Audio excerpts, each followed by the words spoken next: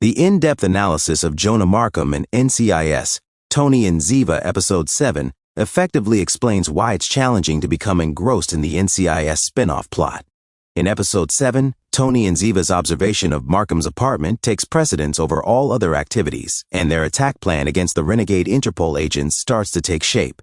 In an effort to provide a narrative that would explain Markham and Arano's friendship and campaign against Graves, the focus on Markham, Arano, and Lazar highlights how little they trust one another.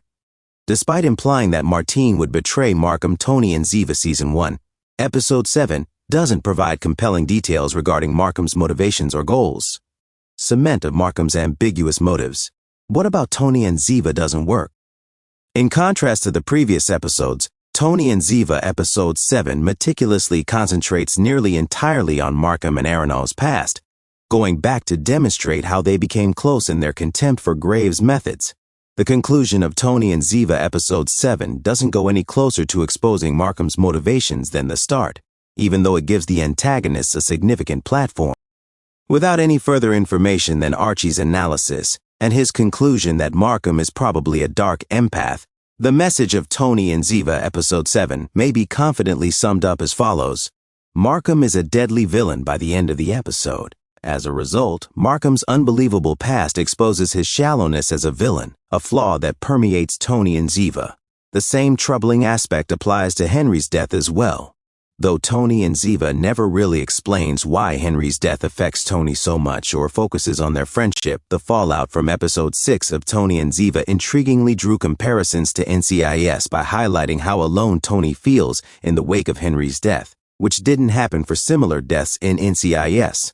The crime drama doesn't really support what Tony and Ziva say about anything, including the central plot point of the story, the friendship between Tony and Henry, or what motivates Markham.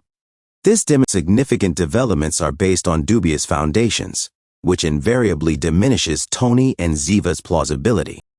Not developing Markham in Tony and Ziva Episode 7 betrays the spin-off special advantage, even though the episode mostly focuses on Markham's team. Tony and Ziva Episode 7 highlights the show's main flaw in that its goal of elucidating what drives him is conspicuously unfulfilled.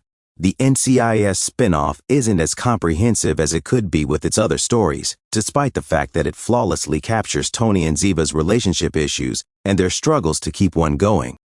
Due to its distinct advantage over the Mothership program, this draws attention to Tony and Ziva's unrealized potential.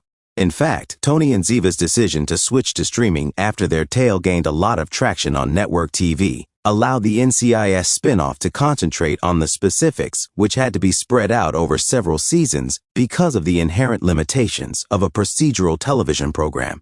When the titular pair is involved, Tony and Ziva effectively use the flexibility and attention to detail that come with streaming.